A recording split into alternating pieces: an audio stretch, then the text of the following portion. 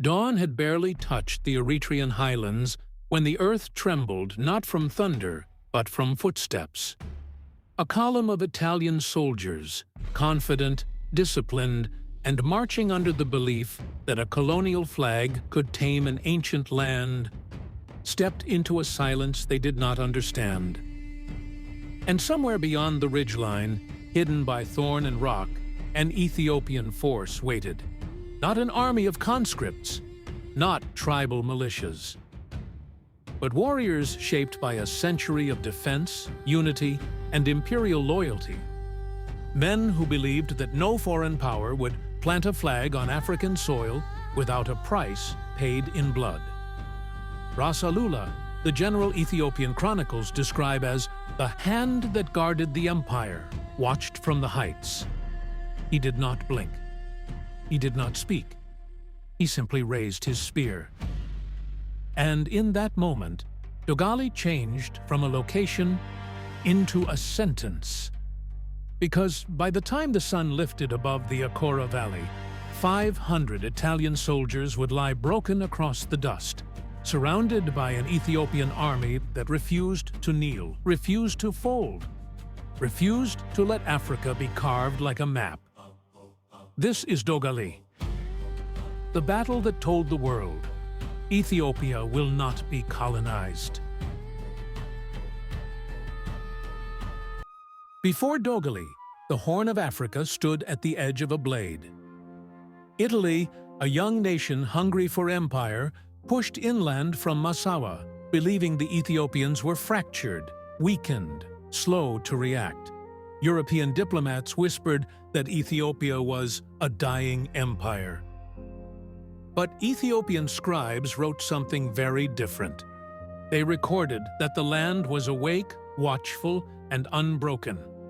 At the center of this awakening stood Ras Alula Engida, the Lion of the North, a commander forged in battles long before Italy dreamed of Eritrea. He had repelled Egyptians. He had secured the emperor's borders. He had studied the terrain like scripture. Ethiopian accounts describe him not simply as a general, but as the shield of the empire, the one whose shadow brought security.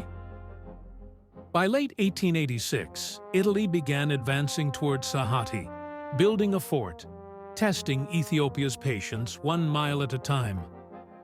Alula warned them once. He would not warn twice.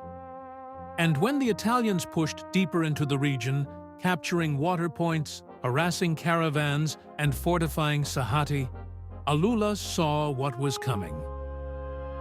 A confrontation where Ethiopia would either bend or remind the world why it had never been conquered. January the 26th, 1887, the Italians believed they were still in control.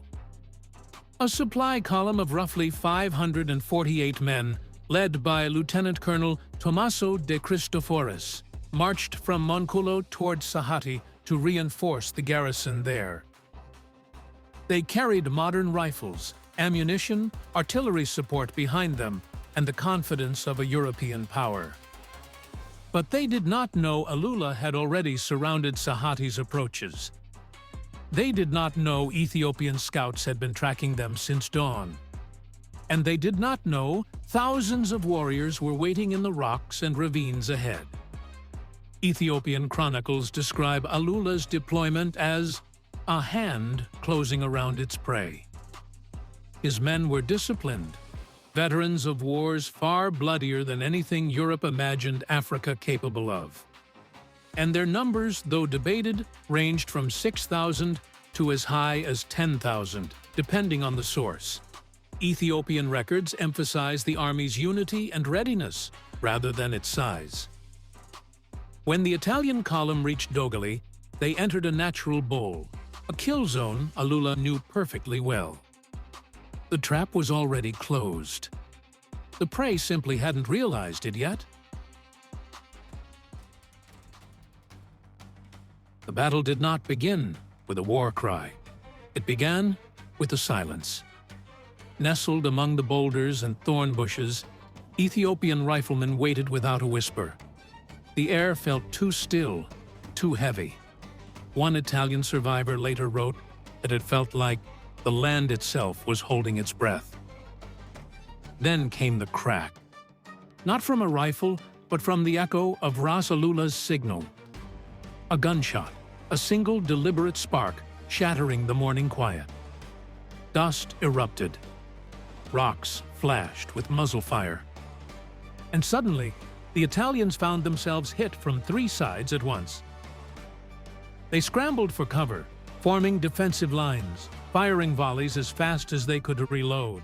But the Ethiopians were not charging blindly. They were using the terrain, moving with precision, advancing in coordinated bursts. Ethiopian fighters, described in chronicles as moving faster than dust, pressed forward with deadly accuracy. The Italians held their positions at first, disciplined, trained, refusing to break.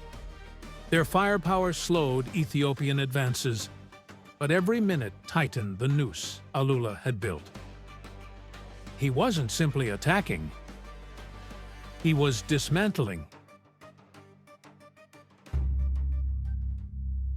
As the sun climbed higher, the heat became a weapon itself. The Italians began to run low on water. Their ammunition thinned. Their men were exhausted. Alula watched it all unfold. He ordered a second wave, not a full assault, but a tightening of the circle. More riflemen slid into position. More warriors moved along the ridges. The Italian commander attempted a breakout, trying to reach the water point near Dogali station. Alula anticipated it. He shifted his forces with a speed that modern historians describe as shockingly efficient, a maneuver Ethiopian writings call the turning of the blade. The Italians were hit again harder this time. Their formation crumpled. Their officers fell. Chaos replaced discipline. By midday, the battlefield had become a furnace of dust, smoke, and blood. And in the middle of it stood Ras Alula, watching with the calm of a man who understood exactly what he was carving into history.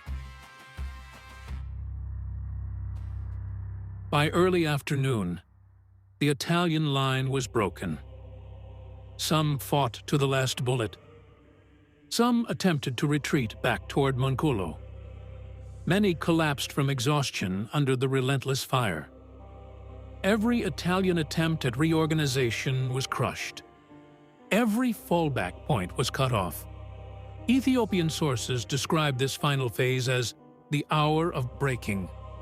Not out of cruelty, but because Dogali was not a duel.